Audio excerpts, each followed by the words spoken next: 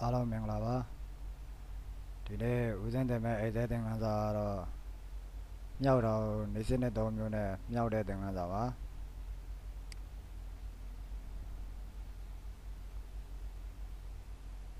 ပထမဆုံးနည်းကတော့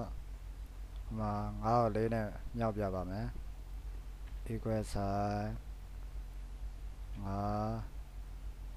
multiplication 4ပြီးရင်အန်တာအောင်နိုင်ပါ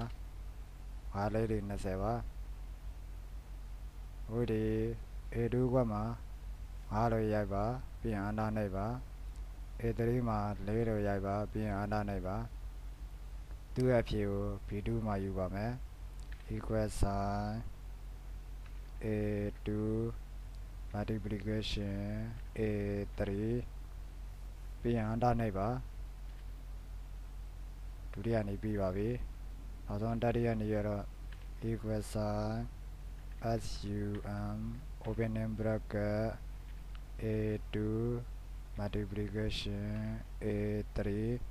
closing bracket ပြီးရင်အန်တာအောင်နိုင်ပါဒါဆို3နည်းပြည့်သွားပါပြီပထမနည်းကတော့ equal sign